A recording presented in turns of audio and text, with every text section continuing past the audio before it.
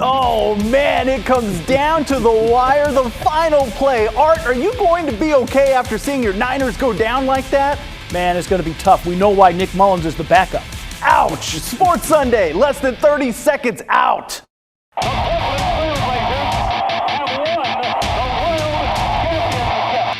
Portland is the 18th team in Major League Soccer.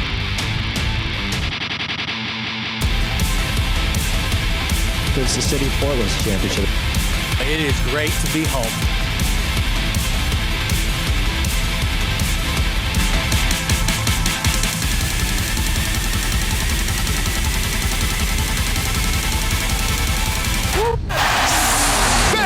Sports Sunday with Orlando Sanchez. Oh yeah, tonight we're brought to you by the number 3, the Lakers, looking to take a commanding 3-0 lead in the NBA Finals.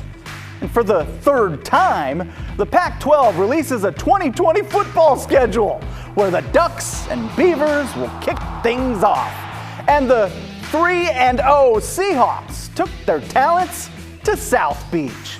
What is good, everyone? Welcome to Sports Sunday. My name is Orlando Sanchez. Art Edwards hiding out somewhere in parts unknown. Where are you at, man? Man, I'm doing a little beach time. I need it after that game tonight. I need to feel better. Hey, we'll take all the time off. I'm so jealous, man. I'm ready to get in the water there. Yeah, I'm pleasantly surprised by this, man. We're going to talk about his vacation, too.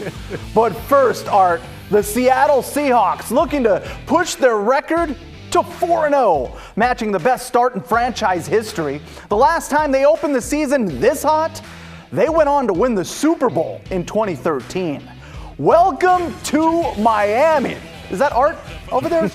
Seattle taking on the Dolphins. Huge drive to close out the first half. Russell Wilson put together a 4-play, 75-yard drive in 21 seconds, hooking up with Travis Homer for the touchdown. Seahawks on top 17-9 at the half. The Dolphins were in this thing thanks to 5 field goals. It was a 2-point game in the fourth, but Wilson added again. The catch of the day right here, a 17-yard dime to David Moore. Now some breathing room too for the Seahawks. Wilson tied the NFL record with 16 TD passes through the first 4 games. Seahawks defense coming up big. That is Shaquill Griffin picking off Ryan Fitzpatrick. Griffin's second interception of the season and launches a souvenir to some fans that were at the game. Seattle quickly turned that into points.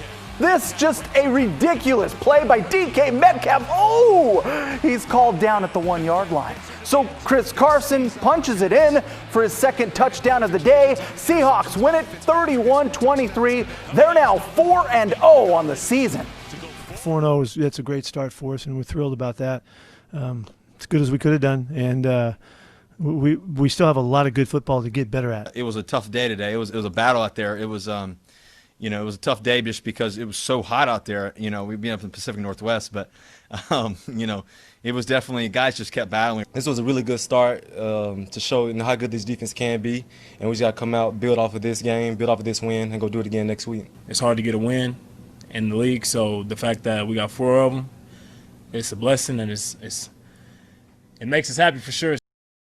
Seahawks feeling good. All right, let's check in with Joe Fan, Seahawks insider with NBC Sports Northwest, and get his thoughts on the game. Joe, the legend of Russell Wilson is growing, and at times he was calling his own shots today. Yeah, I think when you look at this game, it's just one, you got a W. It wasn't pretty at all times, but you're 4-0 now for the first time since 2013, the year they won the Super Bowl. And Russell Wilson was tremendous once again. The offense went into some lulls in the second half, but when they needed to make plays, Russell Wilson came through. A clutch touchdown drive at the end of the first half, and then that touchdown drive, the first of 2 in the fourth quarter, the one that ended with a 17-yard touchdown pass to David Moore. The comms units, the headsets actually went out for the Seahawks offense after that first play. So what does Russell Wilson do? He says, I'm not going to call timeout. I'm just going to start calling plays, and he engineers a 6-play, 75-yard touchdown drive. That was a clutch score in that game, making it a 2-score lead, and the Seahawks never looked back from there. One of the concerns was defense and the sustainability of just playing these close games. Your thoughts on what the defense was able to do today?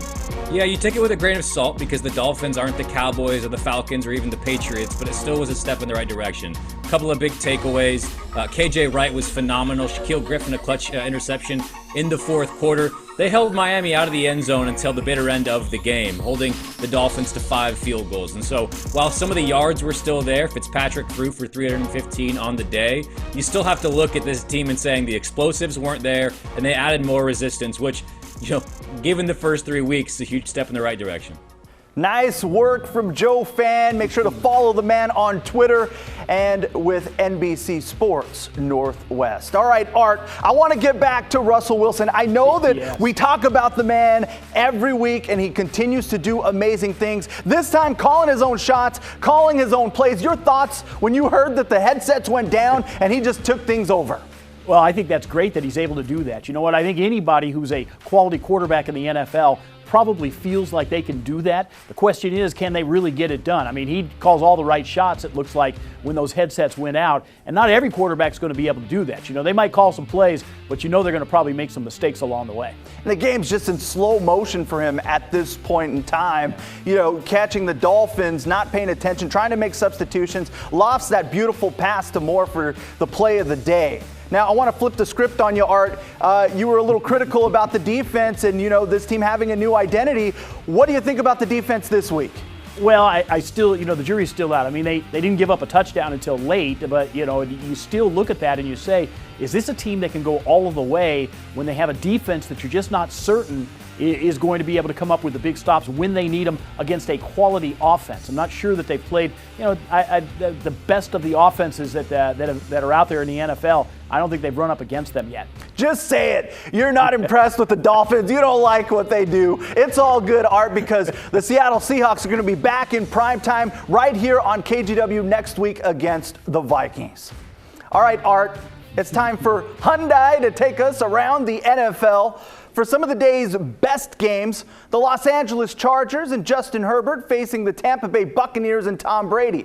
Just a 21-year age difference between the two quarterbacks. Herbert wasn't phased, did not look like a player making his third career start, and this one going deep to a wide open Tyron Johnson 53-yard touchdown. He made that look so easy, man. Herbert had a perfect passer rating into the third quarter, but you can't count this man out. Tom Brady, come on, man. Just like that, Brady puts the Bucs back on top. Herbert, though, had another big scoring pass in him. Dropping bombs. That is a 72-yard TD to Jalen Guyton to give the Chargers the lead. Herbert finished with 290 yards, 3 touchdown passes. But late in the game, you can't do that. His one big mistake, it's an interception, and it ends the Chargers' hopes. Tampa Bay wins it 38-31.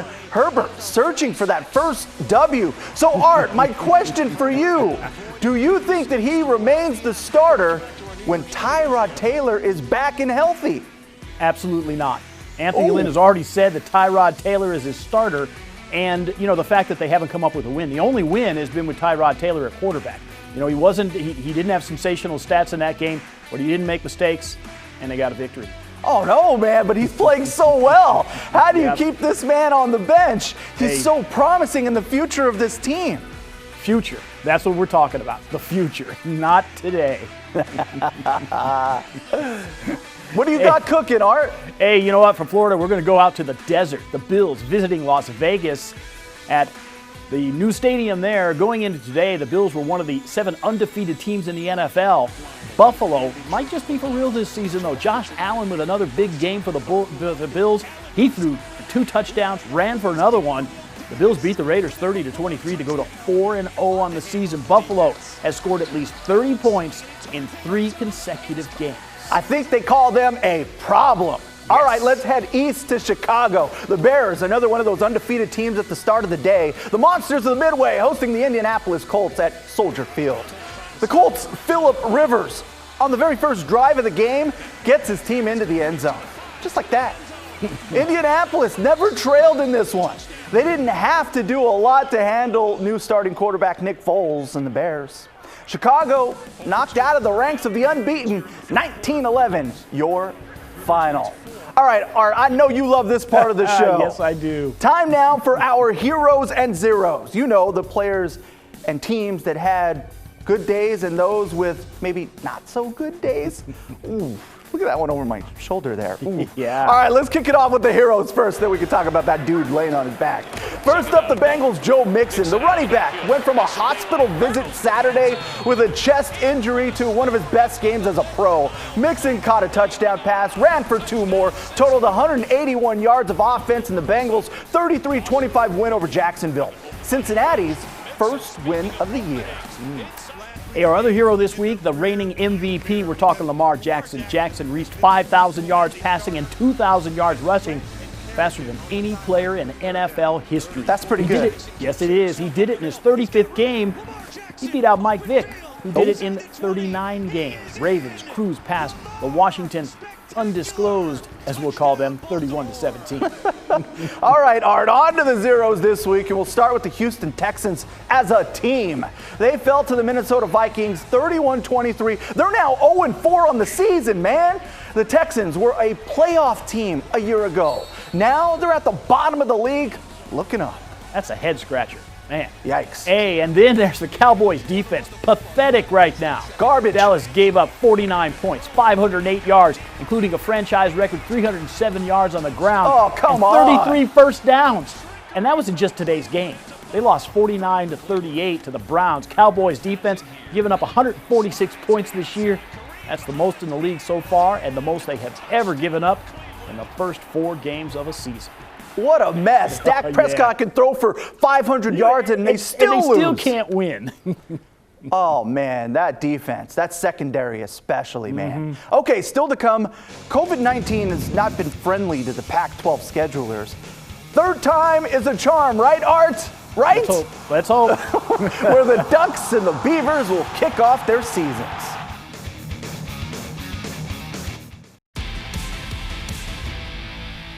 Brother, let's play ball. It's about time, right? It's about time. Our guys are ready to roll. We've been at it. We've been watching everybody else play ball. Now it's our turn. Now it's going to be our turn real soon. So let's put the ball on the tee. Let's kick it off. Let's play ball. Instant reaction from Ducks head coach Mario Cristobal after the Pac-12 football schedule was revealed on ESPN's College Game Day. Lots of hype around this year's schedule because not too long ago, the plan was not to play in 2020. But here we go. The season begins November 7th. Each team plays 7 games. 5 will be against division opponents. 1 will be a crossover game. And the final one to be determined based on who makes it to the conference championship game on December 18th. That's 2 days before the college football playoff is announced. So let's start with the defending Pac-12 champs. The 14th ranked Oregon Ducks kick off the season November 7th against Stanford at Autzen Stadium. The Ducks' crossover game with the South Division is against Chip Kelly and UCLA on a Friday night. They'll close out the current schedule against the Washington Huskies. The 124th meeting between the Ducks and Oregon State Beavers is Friday, November 27th in Corvallis. This is what's ahead for the Beavs. Their opener is November 7th at Reser Stadium against Washington State. Then they'll visit Washington the following week. OSU didn't get any favors in terms of their crossover game, visiting Utah for the first time since 2015.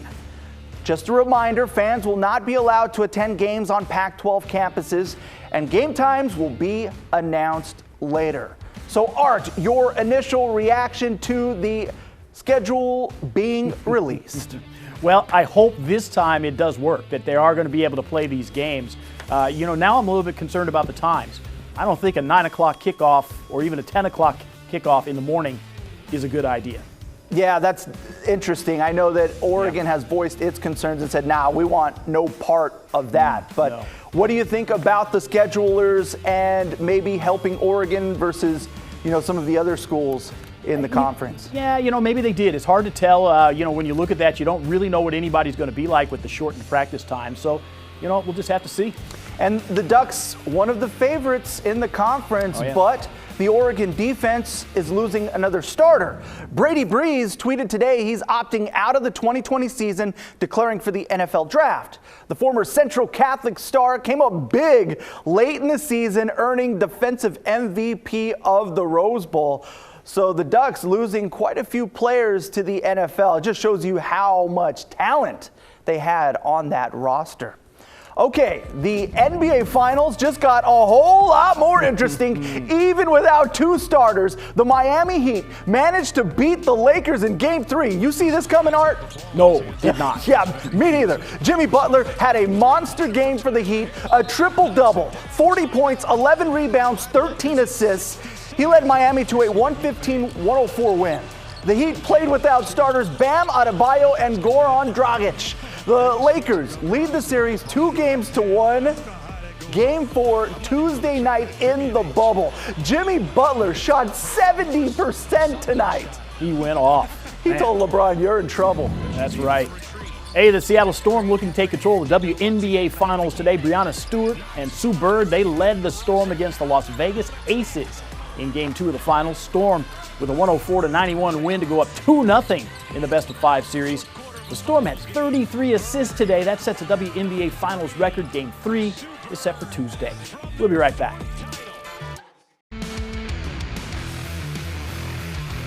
Johnson forward. Safe for Butler.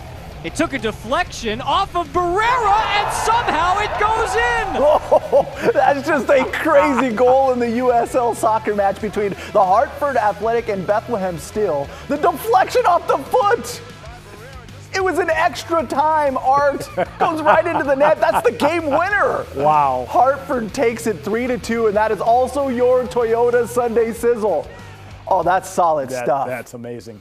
All right, from Reynolds High School in Troutdale to the Oregon State Beavers, and now in the NBA with the San Antonio Spurs, Drew Eubanks has been a force on the court, and he's making a difference off the court too, teaming up with the brand Portland Gear and their Heart for Oregon fundraiser to help people impacted by the wildfires across the state. They've sold more than 1,000 shirts already. All of the profits go to the Oregon Food Bank. Eubanks has family that's been affected by the fires and wants to use his NBA platform to help others. Oregon, Portland, Troutdale, those places made me who I am. So it's my first really opportunity that I've gotten to really get back to Oregon and do something that is close to home and close to my heart. Each shirt sold equals about 60 meals. If you'd like to buy a shirt, visit portlandgear.com. We'll be right back. The track and field teams at the University of Oregon got the chance to see all of the rebuilt Hayward Field. Head coach Robert Johnson called it a Christmas moment for his student athletes. Former Benson high sprinter Micaiah Williams is at Oregon now. He got his first look at the facility. You can see he loves it. High jumper Ben Milligan from Sherwood also got to see where he'll be putting in some work. The team hopes to start competition in the spring. Man, Art, I can't wait to check that place out in person myself. That's going to be cool. Well, great show as usual, man. It's time for you to get back to the beach. Yes. And we will leave you with our Plays of the Week. Already it's go time. Lights, camera, action. Showtime. The heart of a champion, my opponents hate it. The throne is for the taking. Alley-oop to Davis. They're nose to nose, all the way to the wire, and it is going to be a photo finish.